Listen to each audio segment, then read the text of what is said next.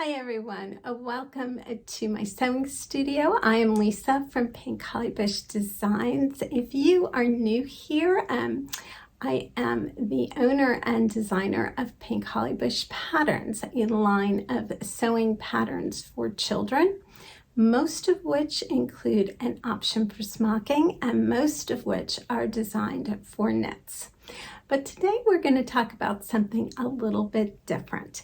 If you've been around for any length of time, you know that I had my first granddaughter was born back in December. And this past March, I had the privilege of designing and making a baptism gown for her. So today I'm going to walk you through that design process because, of course, as a pattern designer, I couldn't just use a standard pattern. My granddaughter's name is Nia, and she had to have an original. So I'm going to walk you through my design process in case that is something you would be interested in doing, or if you're just curious to know a little bit about heirloom sewing. So come join me over at my cutting table, and I'm going to show you some of the process that I went through to design Nia's gown.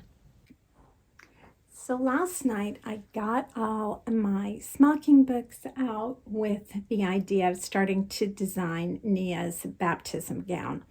Now, at first it sort of seemed overwhelming as I was looking through one pattern versus another and trying to compare them all.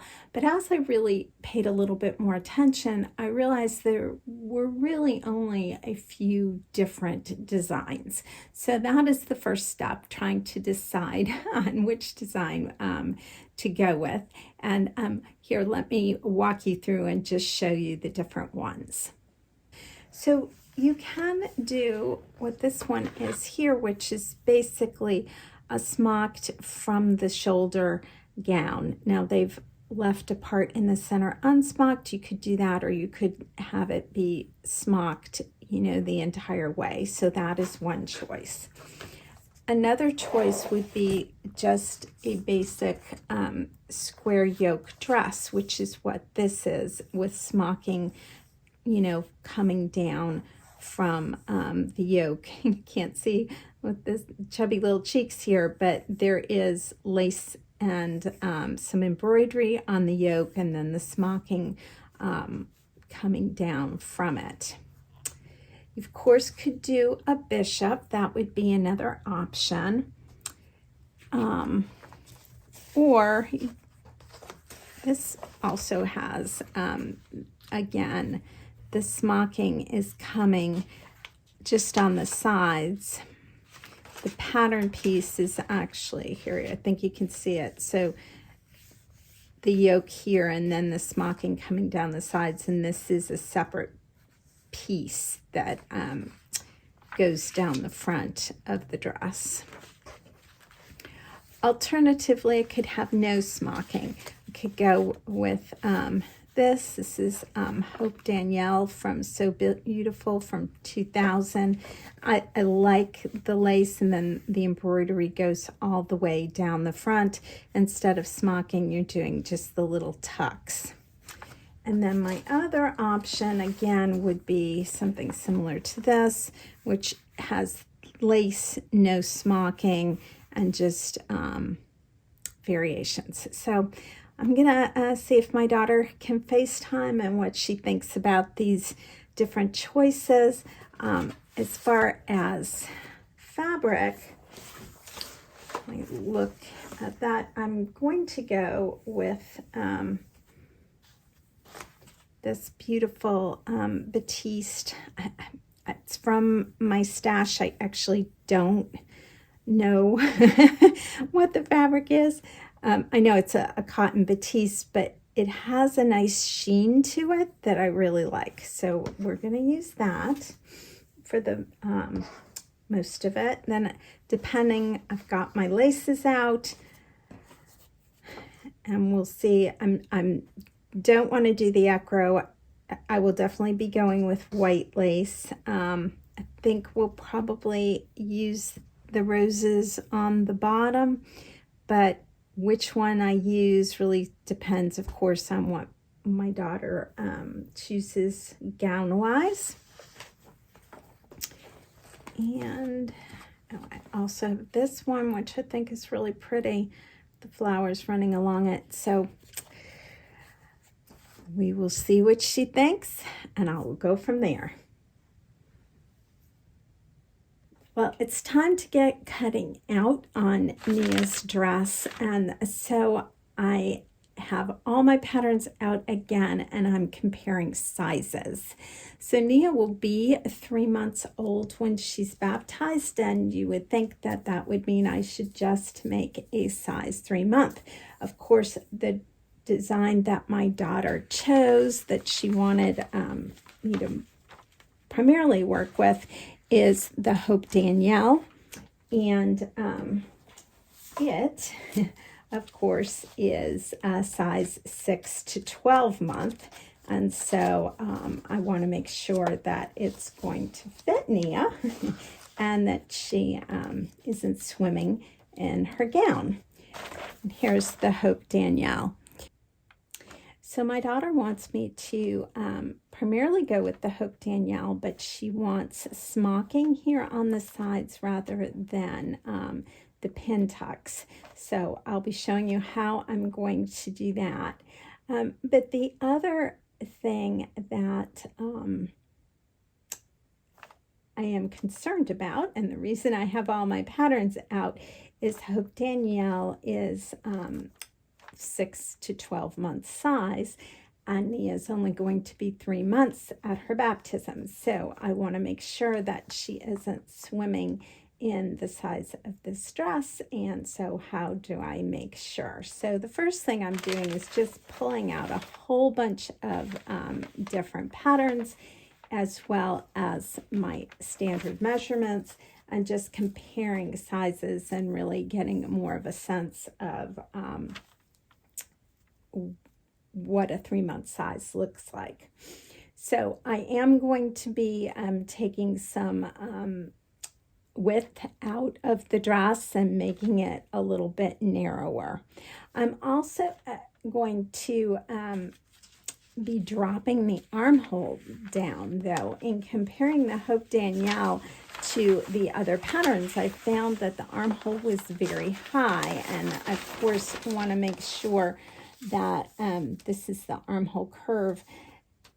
I'm going to drop that down a little bit so I can make sure that, you know, the arms go easily in and out, because of course we want that.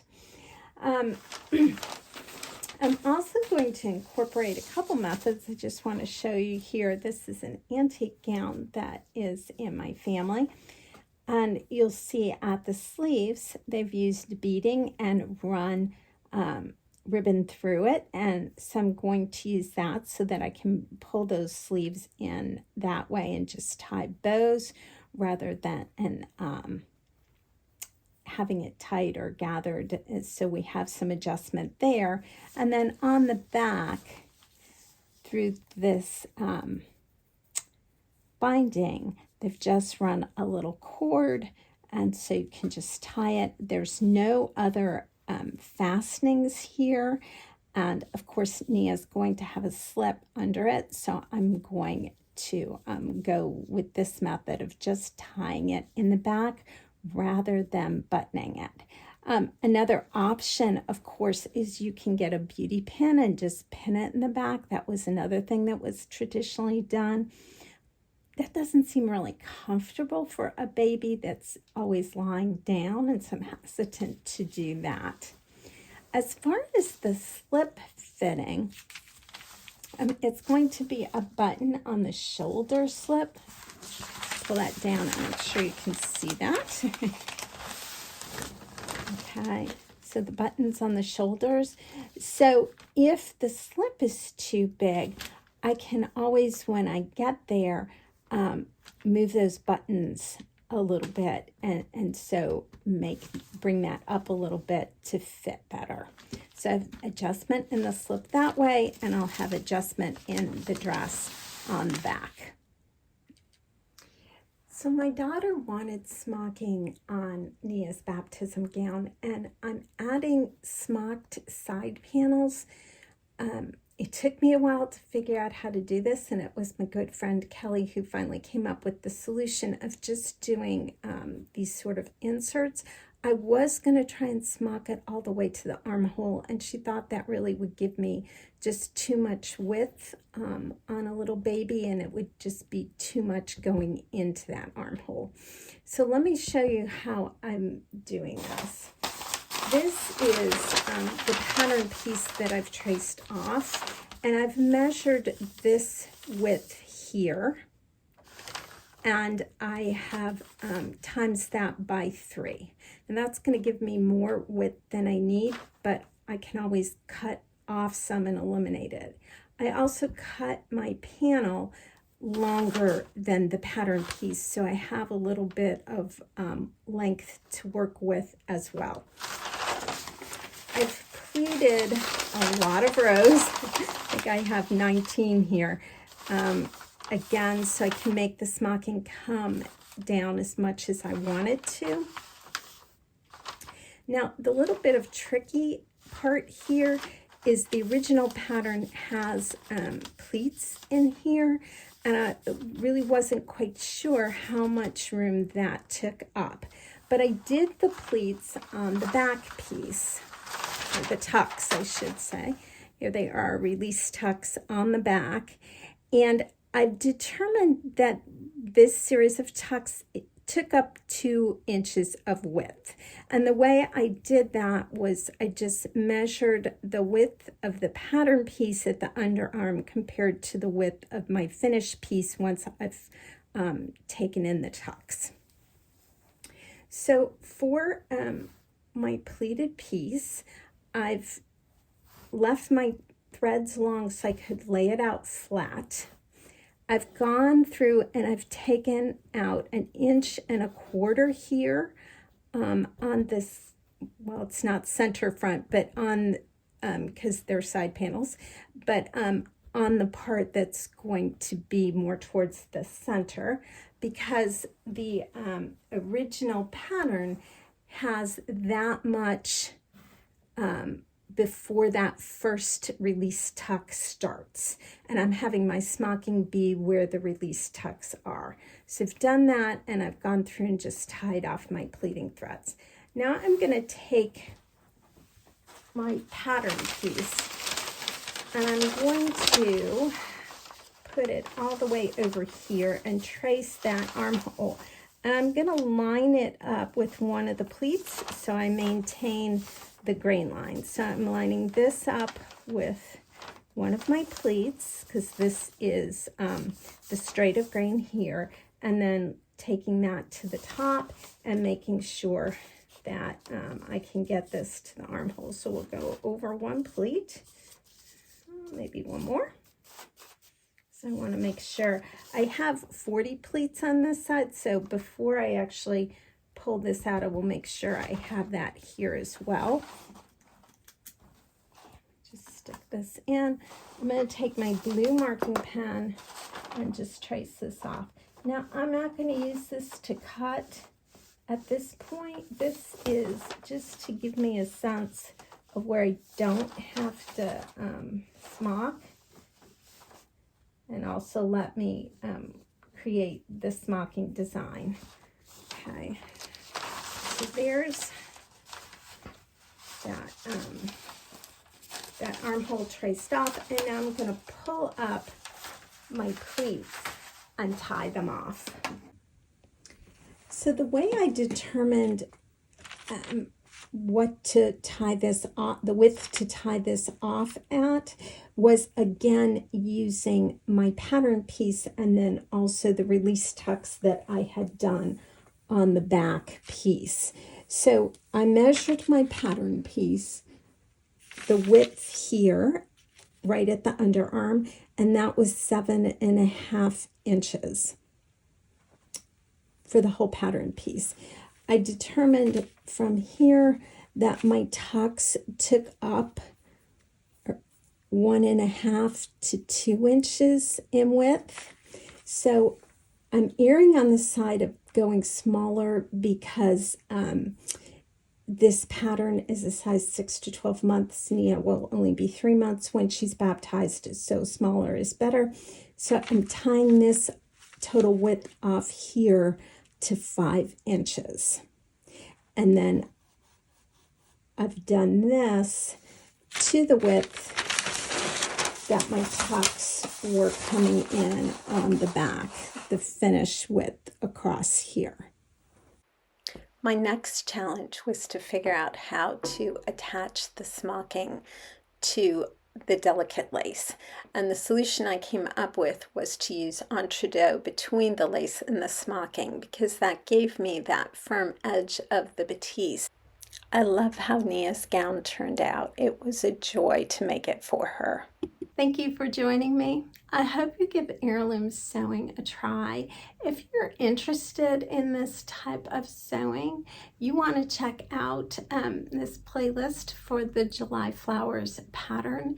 It walks you through step by step through making the July Flowers dress. And if you've done that once, you really will have the basic techniques that you need to make dresses, heirloom dresses.